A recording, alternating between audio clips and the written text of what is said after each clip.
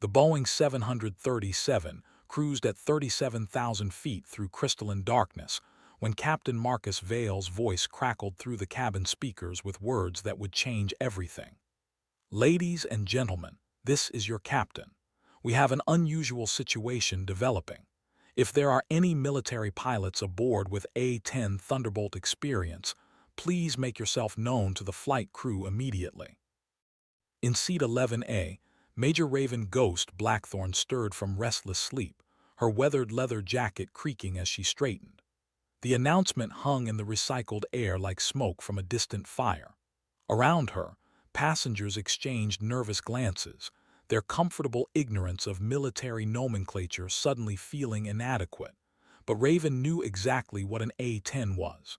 She'd flown the Warthog through hell and back across 3 deployments. The flight attendant moved through the cabin with practiced efficiency, but Raven caught the subtle tension in her shoulders, the way her eyes swept the rows with barely concealed urgency. Whatever was happening down there, wherever there was, it was serious enough to turn a commercial airliner into a recruitment office at 40,000 feet. Raven's calloused fingers traced the faded squadron patch on her jacket, the 354th Fighter Squadron's Bulldogs, their snarling mascot now just threads in memory.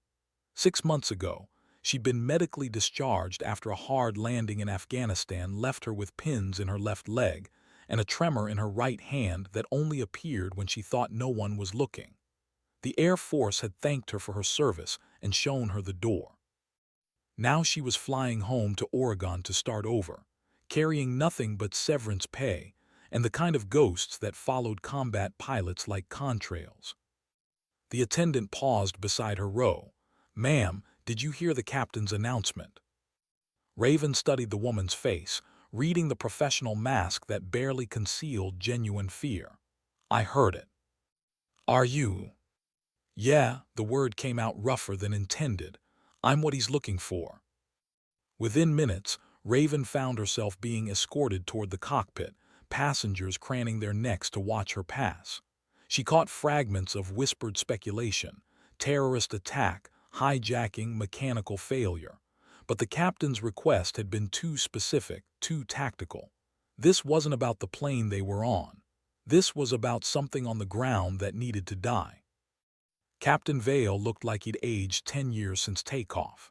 His co-pilot, a woman barely out of flight school, kept glancing at her instruments as if they might suddenly reveal divine intervention.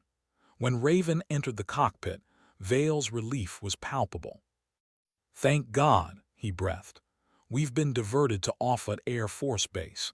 There's a situation developing, and they need every available combat pilot." Through the windscreen, the Nebraska landscape stretched endlessly below, peaceful and deceptive under starlight. But Raven knew that somewhere down there, people were about to die. The secure radio crackled with an encrypted frequency that made Raven's blood run cold. She recognized the call sign immediately: Guardian Angel. It was the emergency designation for a broken aero scenario, a missing nuclear weapon. And from the frantic coordination bleeding through the static, it was already in the wrong hands. Captain Vale's hands trembled slightly as he adjusted their descent vector. "Major, they're telling me you're the closest A-10 pilot to the situation. There's a Warthog fueled and armed at Offutt, waiting for immediate deployment." Raven felt the familiar weight of responsibility settling across her shoulders like a flight suit. 6 months of civilian life evaporated in an instant. What's the target? Unknown hostiles have taken control of a mobile nuclear device. They're moving through rural Kansas, using civilian shields. Conventional forces can't engage without massive collateral damage. Vale's voice dropped to barely above a whisper. They need someone who can make precision strikes in populated areas. Through the cockpit windows, the Nebraska plains transformed from pastoral farmland into a chessboard of life and death. Every light below represented families sleeping peacefully, unaware that their world balanced on the edge of atomic fire. Raven's right hand betrayed the slightest tremor before she forced it still. "Time to target." 47 minutes until we land. The A-10 will be ready for immediate launch. 47 minutes to mentally prepare for a mission that would define her legacy forever. Raven closed her eyes and let the familiar pre-combat ritual wash over her. She thought of her squadron motto: swift, silent, deadly. Tonight, she would embody all three. The commercial airliner began its descent into uncertainty, carrying a reluctant warrior back to the war she thought she'd left behind. In the distance, morning twilight painted the horizon the color of dried blood, and Raven Blackthorn prepared to earn her call sign one final time. The Boeing's landing gear extended with mechanical precision as Offutt Air Force Base materialized through the pre-dawn gloom. What Raven saw waiting on the tarmac defied every protocol she'd ever learned. A single A-10 Thunderbolt II sat under harsh floodlights, its twin engines already spinning up, weapons pylons loaded with a configuration she'd never seen outside of classified briefings. Captain Vale taxied toward the military section of the airfield, where ground crews moved with the choreographed urgency of a pit stop at the edge of hell. Through her window, Raven counted the ordnance: AGM-65 Maverick missiles, GAU-8 armor-piercing rounds, and something else, sleek, unfamiliar pods that made her stomach clench with recognition. "Jesus Christ," she whispered, "those are tactical imps." The plane shuddered to a stop, and within seconds Air Force personnel flooded the cabin. A full colonel with intelligence insignia and eyes like winter storms approached her seat. "Major Blackthorn, Colonel Sarah Hendricks, Strategic Air Command. We need to move." As they hurried across the tarmac, Hendricks briefed her with the crisp efficiency of someone accustomed to impossible situations. At 3:47 hours, a convoy transporting decommissioned warheads was ambushed outside Salina, Kansas. The attackers killed the security team and made off with a single W-87 thermonuclear device. Raven's boots rang against concrete that still held the chill of night. Yield: 475 kilotons, enough to level everything within a 12-mile radius.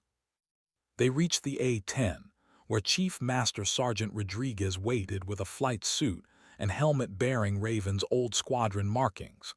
Someone had pulled her service record and recreated her personal gear down to the smallest detail. The attention to preparation was both impressive and terrifying. "Current location of the device?" Raven asked, stepping into the suit with muscle memory older than thought. "Mobile. They're using a modified semi-truck, moving through back roads and small towns. Every time we get close with conventional forces, they threaten to detonate in a populated area." Hendrick's voice carried the weight of impossible decisions. "Satellite imagery shows they're heading toward Kansas City. 2 million people." Raven sealed her helmet and ran through pre-flight checks with the mechanical precision of survival. The A-10's cockpit welcomed her like an old friend, every switch and gauge exactly where her hands expected them to be. But the weight of this mission pressed against her chest like altitude sickness. "Ghost, this is Guardian Angel Control. Radio check." "Guardian Angel, Ghost reads you 5x5. Her call sign felt strange after months of civilian life, but it fit like a perfectly worn glove. The Warthog's engines reached full power, and Raven felt the familiar surge of controlled violence that made the legendary. As she taxied toward the runway, the first rays of sunrise painted the sky the color of burning cities. Somewhere ahead, time was running out for everyone she'd sworn to protect. Rolling down the runway with maximum fuel and a full combat load, Major Raven Blackthorn became Ghost once more, carrying the hopes of a sleeping nation into the dawn of their darkest hour. The A-10 lifted off into morning sky that looked deceptively peaceful, but Raven's HUD painted a different picture. Satellite feeds showed the stolen warheads convoy moving through rural Kansas like a cancer, leaving behind a trail of abandoned vehicles and terrified witnesses. Every mile they covered brought them closer to population centers that would become ground zero for America's worst nightmare. Ghost, Guardian Angel. Current position of package is 14 miles southeast of Hays, Kansas, bearing 270 degrees. Speed approximately 45 knots on Highway 183 South. Raven banked toward the intercept course, her weapons systems coming online with electronic precision. Through her targeting pod she could see the convoy, 3 vehicles total, the middle one clearly modified with armor plating and what appeared to be additional shielding around the cargo area. Smart. Professional. This wasn't some amateur terror cell. Guardian Angel Ghost, I have eyes on package. Confirm rules of engagement. A pause that lasted 3 heartbeats. Ghost, you are weapons free on all hostile vehicles. Priority is stopping package at all costs. Be advised, we have credible intelligence that detonation device is on a dead man switch. Raven's blood ran cold. Dead man switches meant that killing the operator might trigger the very catastrophe they were trying to prevent. She adjusted her approach vector, studying the terrain below. Rolling farmland stretched in every direction, interrupted by small farmhouses and grain silos. Innocent people going about their morning routines, unaware that death moved among them. The lead vehicle peeled off suddenly, heading east toward a cluster of buildings that resolved into a small town. Maybe 800 people. Through her magnification, Raven could see children walking to school, parents heading to work. The convoy was using them as human shields, daring her to fire. Guardian Angel Ghost. Package has entered populated area. Multiple civilians in blast radius. Copy Ghost. You are cleared to engage escort vehicles only. Repeat, escort vehicles only. Raven rolled into attack position, lining up on the trailing SUV that had taken an overwatch position on a hill outside town. Her GAU-8 cannon spooled up, the distinctive whine of the 7-barrel rotary gun cutting through engine noise. At 2,000 feet, she squeezed the trigger. 30mm shells tore through the SUV like paper, turning it into twisted metal and flame. Secondary explosions confirmed ammunition stores, sending black smoke spiraling into the morning air. But the victory felt hollow. The real target continued moving through the town, using Main Street America as armor. Ghost, be advised we have additional contacts approaching from the north. 4 helicopters, unknown configuration. Raven's radar picked them up simultaneously. Fast-moving aircraft with military signatures, but not showing IFF transponders. As they resolved on her targeting system, her recognition software flagged them as modified Mi-24 Hinds, Soviet-era gunships that had no business flying in American airspace. The situation had just evolved from terrorism to something approaching an act of war, and Ghost found herself alone in the sky, facing odds that would have challenged an entire squadron. But that's what Warthogs were built for. Impossible missions where everything went wrong and only stubbornness kept you alive. Rolling into combat spread formation with herself, Raven prepared to prove why they called her Ghost. The 4 Hinds approached in tactical formation, their pilots clearly experienced in air-to-air combat. Raven's A-10 wasn't designed for dogfighting, but 6 months of forced retirement had given her time to think about impossible scenarios. The Warthog's legendary survivability worked both ways. She could take hits that would kill other aircraft, and she could dish out punishment that few could withstand. Guardian Angel Ghost. I have 4 hostile aircraft, designation Hind gunships moving to intercept, requesting immediate air support. Ghost, nearest fighters are 18 minutes out. You're on your own. 18 minutes. In air combat, that was approximately 17 minutes and 59 seconds too long. Raven dropped to nap-of-the-earth altitude, using terrain masking to break radar lock as the first Hind opened fire. Rockets streaked past her canopy, close enough to feel the heat wash. The town below had erupted in chaos as residents realized they were in the middle of an aerial battle. The nuclear convoy used the confusion to accelerate, heading for the highway that would take them toward Kansas City. Every second of delay brought them closer to their target. Raven pulled into a climbing turn that stressed the A-10's airframe beyond recommended limits. Her right hand tremor returned with vengeance, but she forced it steady as she aligned the GAU-8 on the nearest hind. The range was extreme for the cannon, but Warthog drivers had always believed in the impossible. The 30mm shells walked across empty air before finding their target. The hind's tail rotor disintegrated in a shower of metal fragments, sending the helicopter into an uncontrolled spin. It impacted in a wheat field, adding another pillar of black smoke to the morning sky.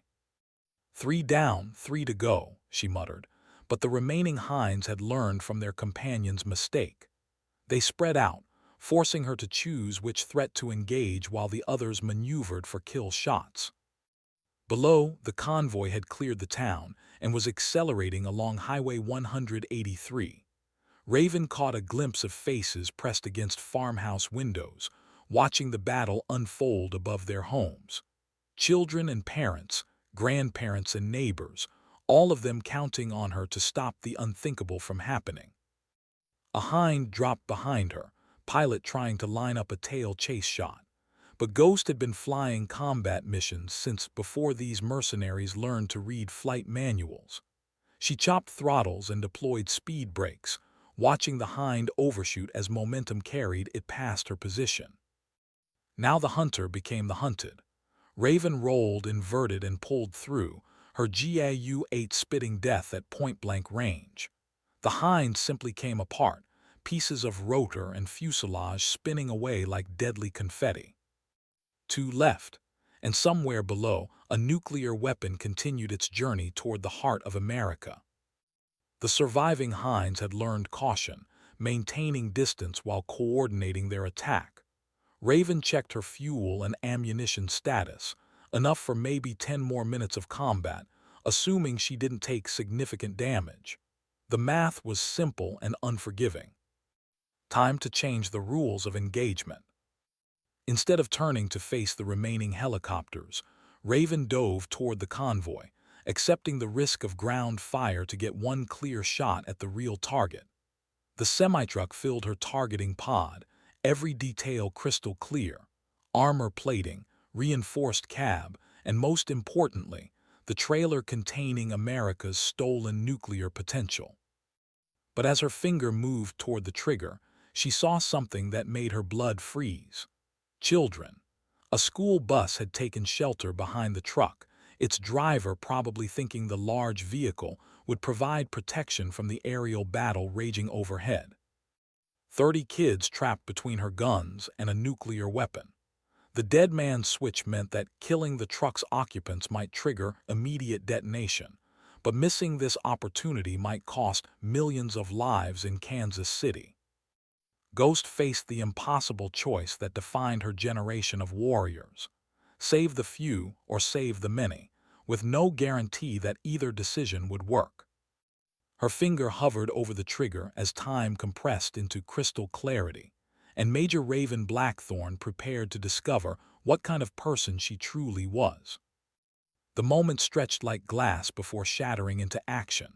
Through her targeting pod, Raven watched the school bus driver, a middle-aged woman with gray hair, realize the danger and floor the accelerator. The bus lurched forward, children's faces visible through the windows as it pulled clear of the convoy. Clear shot, now or never. But the hind pilots had anticipated her dive, and autocannon fire erupted around her aircraft. The A-10 shuddered as shells punched through her right wing, severing hydraulic lines and sending warning lights cascading across her instrument panel. The Warthog kept flying. It always kept flying, but her flight controls felt sluggish, unresponsive.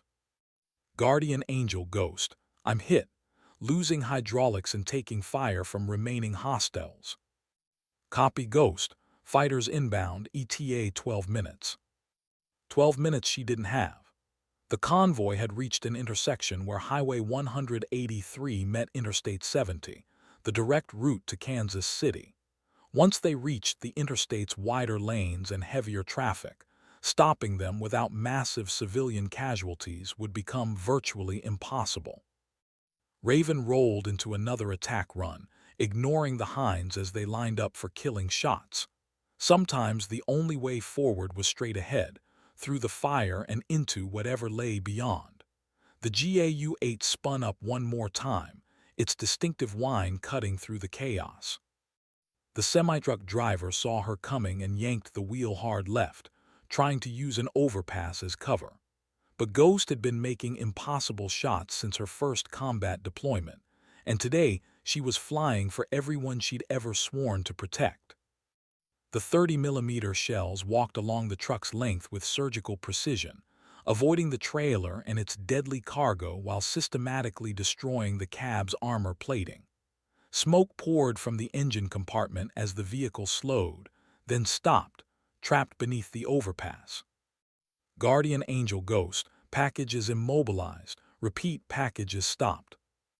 But before she could savor the victory, autocannon fire from the surviving Hinds found its mark. The A-10's left engine exploded in flame and metal fragments, sending the aircraft into an uncontrolled spiral. Raven fought the stick, using every technique in her repertoire to regain control. The Warthog responded like the stubborn, loyal aircraft it was, leveling out barely 200 feet above the Kansas farmland. But with one engine gone and hydraulics failing, she was flying on borrowed time. Through her cracked canopy, she could see the Hinds moving in for the kill. Ghost, be advised, F-16s have visual on your position. Hang on. She didn't need to hang on much longer.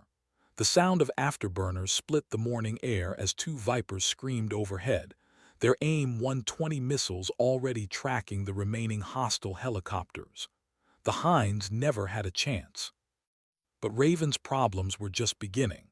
Her altimeter showed steady descent despite full power on her remaining engine. The A-10 was dying around her, and below lay miles of farmland with nowhere safe to put down a damaged attack aircraft. Except there was one place, one terrible, necessary choice that would prove why they called her Ghost. The disabled semi-truck sat beneath the overpass, its occupants probably preparing to trigger the dead man switch as ground forces approached.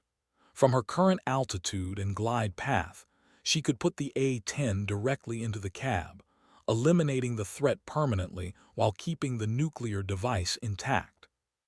It would mean sacrificing herself, but it would save Kansas City. 2 million lives for one. Ghost smiled grimly as she trimmed for a controlled crash, aiming for the sweet spot that would end the crisis without triggering Armageddon. Some missions could only be completed one way.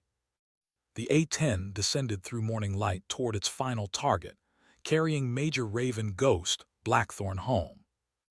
At 300 feet, with the semi-truck growing larger in her windscreen, Raven's radio crackled with an unexpected transmission, not from Guardian Angel or the incoming F-16s, but from someone much closer.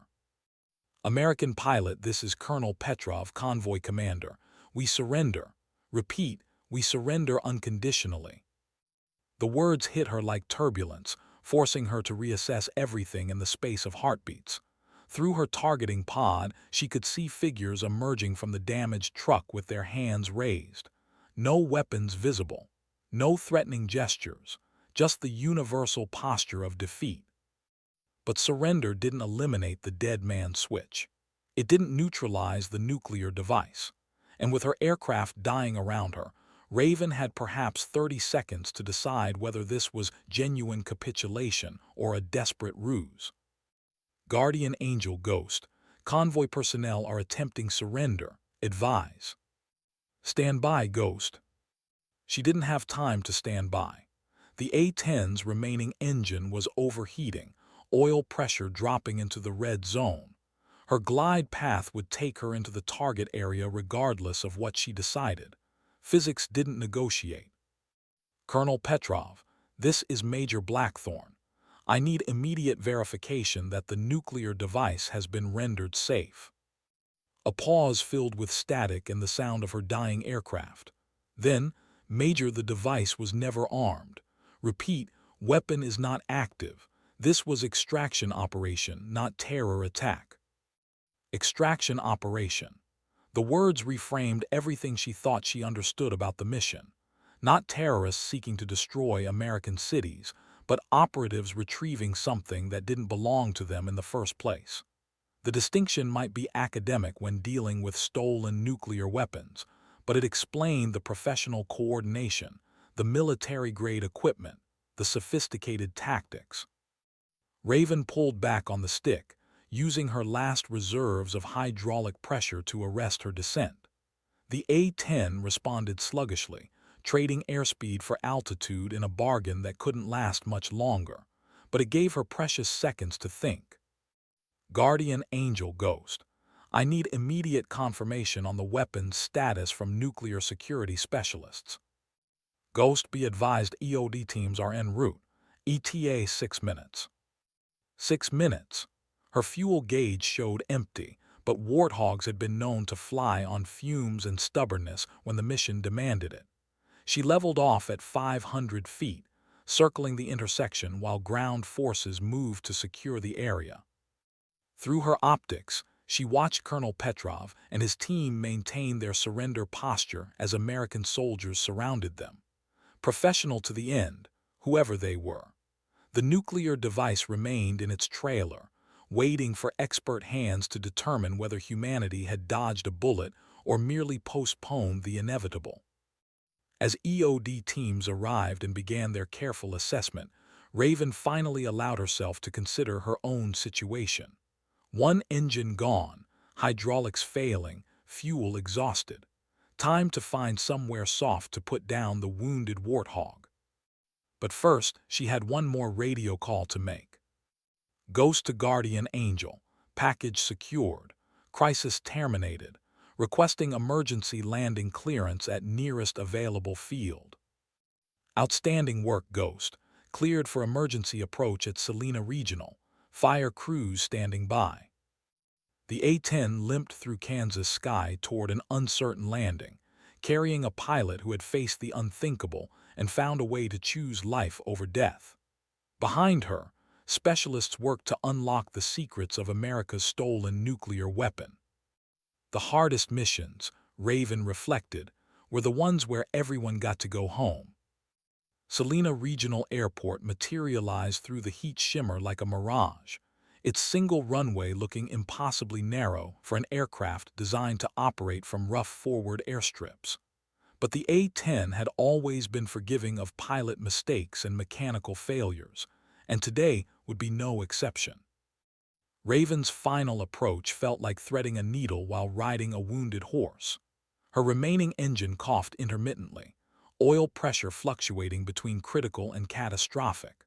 The Warthog's nose-heavy configuration, normally compensated by computer-controlled flight surfaces, now required constant manual adjustment as systems failed in cascade. Ghost, Salina Tower.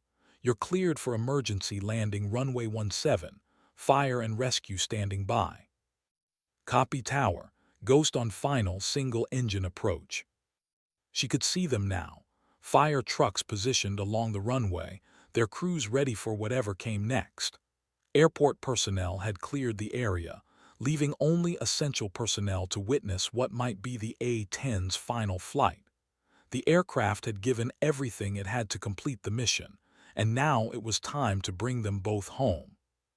Touchdown was controlled chaos. The Warthog hit hard, bounced once, then settled onto the runway with the distinctive screech of tires and tortured metal. Raven reversed thrust on her remaining engine while fighting to keep the aircraft tracking straight. Smoke poured from the landing gear as she brought the wounded bird to a stop just short of the runway's end. Emergency crews swarmed the aircraft before the engine spooled down completely. But when the canopy opened and Raven emerged under her own power, the cheers that erupted from the ground personnel could be heard across half the county. She had brought them the impossible, a successful mission without loss of life, nuclear catastrophe averted, and pilot and aircraft recovered intact.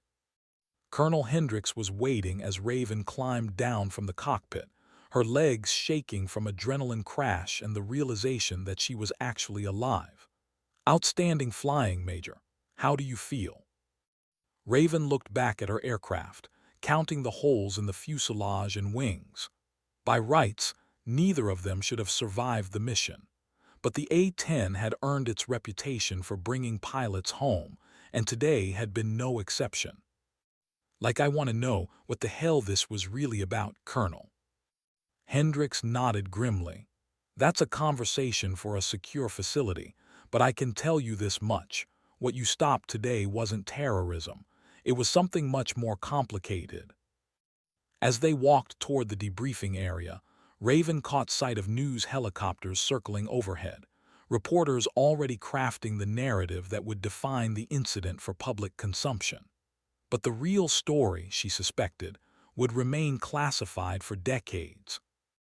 The nuclear device had been secured without incident, its secrets locked away in government vaults. Colonel Petrov and his team were in custody, awaiting interrogation that would reveal the true scope of their mission. And Major Raven Blackthorne had proven that retirement from active duty didn't mean retirement from service. Her watch showed 9:47 hours. Less than 6 hours had passed since Captain Vale's announcement on Flight 447, but it felt like a lifetime.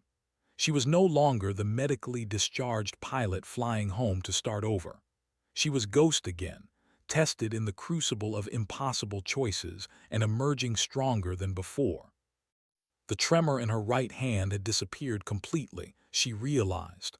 Combat had burned it away.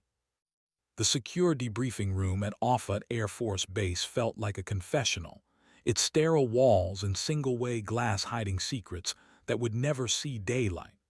Colonel Hendricks sat across from Raven, with a stack of classified folders that painted a picture far more complex than simple nuclear terrorism. "The weapon wasn't stolen," Hendricks began without preamble. "It was being recovered." Raven's coffee cup paused halfway to her lips. "Recovered from whom?" "That's where it gets interesting. 3 months ago, during a routine transport of decommissioned warheads, one of the devices went missing. Not stolen, not hijacked, just disappeared from official records. Someone with high-level clearance made it vanish." The implications hung in the air like smoke. Nuclear weapons didn't just disappear without inside assistance, and inside assistance meant conspiracy at the highest levels of government. Raven set down her cup with deliberate precision. "So Colonel Petrov was what exactly? Russian intelligence?" "Former Spetsnaz, but he hasn't worked for Moscow in 8 years. He's been running private military operations for clients who prefer anonymity. In this case, someone hired him to recover the missing warhead before it could be sold on the black market." "Someone meaning?" Hendricks opened one of the folders, revealing surveillance photos of Petrov's team. Professional operators, all of them, with service records from various military organizations. "We're still working on that. But the working theory is that one of our own people, someone with access to nuclear transport schedules, was planning to sell the device to the highest bidder." Raven studied the photos, recognizing the tactical precision she'd witnessed firsthand. And Petrov was hired to stop them. By someone who couldn't use official channels. Someone who knew that reporting the theft through normal procedures would trigger investigations they couldn't afford. Hendricks closed the folder. "The device you helped recover this morning was already armed with a timer, not by Petrov's team, but by the original thieves. They were planning to detonate it in Kansas City as a demonstration for potential buyers." The room seemed to shrink around them as the true scope of the conspiracy became clear. Nuclear weapons being stolen by American personnel, sold to unknown buyers, with demonstration detonations in American cities. It was treason on an unimaginable scale. "How many more are missing?" Raven asked quietly. "We're conducting a comprehensive inventory now. Early indications suggest this wasn't an isolated incident. Hendricks leaned forward. Which brings us to why you're here, Major. The official story is that you stopped a terrorist nuclear plot through exceptional piloting. Congressional Medal of Honor, full reinstatement with promotion, your choice of assignments. And the unofficial story. The unofficial story stays buried, forever, along with everyone who was involved in the conspiracy. Hendrick's voice carried the weight of decisions made in rooms like this one. We're offering you a choice, Major Blackthorne. Take the medal, take the promotion, and never speak of what you learned today. Or walk away with our gratitude and a pension, but understand that certain knowledge comes with permanent obligations. Raven understood the offer perfectly. Return to active duty as a hero, but carry secrets that could destroy the military she'd sworn to serve. Or disappear back into civilian life, knowing that somewhere in America's nuclear arsenal, other weapons might be missing. Through the room's single window, she could see the A-10 being loaded onto a transport trailer, headed for depot repair that would erase all evidence of the morning's battle. Like the aircraft, she would be restored to official specifications, all damage repaired and forgotten. But some scars, she knew, were meant to be remembered. 6 weeks later, Major Raven Ghost Blackthorne stood before a formation of F-35 Lightning II pilots at Nellis Air Force Base, wearing the eagles of a newly promoted lieutenant colonel and commander of the 65th Aggressor Squadron. The promotion had come with the Medal of Honor ceremony, attended by congressional leadership who praised her heroism in stopping a terrorist nuclear attack. The official story had been crafted with the precision of a military operation. Terrorist organization steals nuclear weapon, threatens American city, lone pilot saves the day through exceptional skill and courage. The media had embraced the narrative with patriotic fervor, turning Ghost into a symbol of American military excellence. But standing before her new pilots, Raven saw the truth in their eyes. They knew the official story didn't add up. Pilots had an instinct for bullshit that no amount of spin could overcome, and these were some of the best pilots in the Air Force. They deserved better than manufactured heroism. "Ladies and gentlemen," she began, her voice carrying across the hangar, "you've all heard the stories about Kansas. Let me tell you what really happened that morning." She couldn't tell them about the conspiracy, about the missing nuclear weapons or the shadow war being fought in America's heartland. But she could tell them about the moment when everything she'd trained for came down to a single decision made at 300 feet above a Kansas highway. "I was scared," she said, watching surprise flicker across their faces. Heroes weren't supposed to admit fear. "I was flying a damaged aircraft against superior numbers, trying to stop a nuclear weapon from reaching a major population center. Every system on my bird was failing, and I had about 30 seconds to decide whether to sacrifice myself to complete the mission." The hangar was completely silent now. This wasn't the sanitized version they'd heard on the news. "But here's what I learned that day. The hardest missions aren't the ones where you have to die for your country. They're the ones where you have to live with the consequences of your choices. Every time we strap into these aircraft, we accept responsibility for decisions that can change the world. That's what makes us different from civilian pilots. That's what makes us guardians."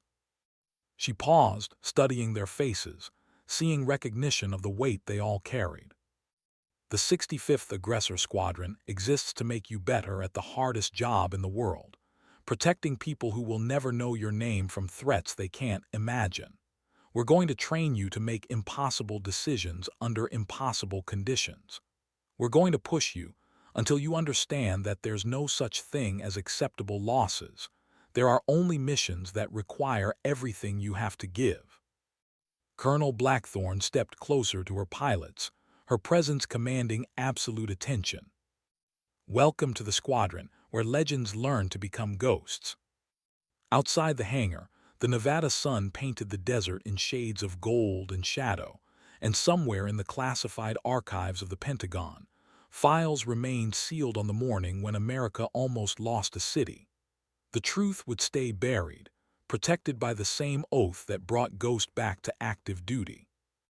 But in the eyes of the pilots she would train, the real legacy would live on. The understanding that some missions could only be completed by those willing to fly into the darkness and find their way home.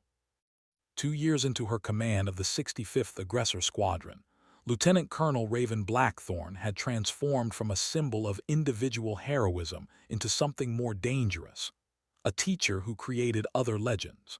Her pilots were winning red flag exercises with unprecedented margins, their tactical innovation changing how the Air Force approached air-to-ground combat in contested environments. The squadron's reputation had spread beyond official channels, drawing attention from units that operated in deeper shadows.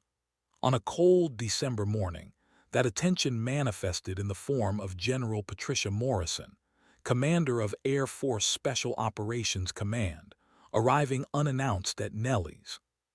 "Colonel Blackthorne," the general said as they walked along the flight line, watching Ghost's pilots conduct pre-flight checks on their F-35s.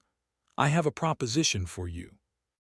Raven had been expecting this conversation for months. AFSOC didn't make social visits, and generals didn't fly to Nevada just to observe training exercises. "I'm listening, ma'am." "We're standing up a new unit. Classified designation, special access program, the kind of work that doesn't officially exist. We need someone to command it who understands that some missions require solutions that can't be found in any manual." They stopped beside an F-35 where Staff Sergeant Chen was reviewing weapons systems with her crew chief. The young pilot had joined the squadron 6 months earlier, fresh from advanced training and eager to prove herself. Under Ghost's tutelage,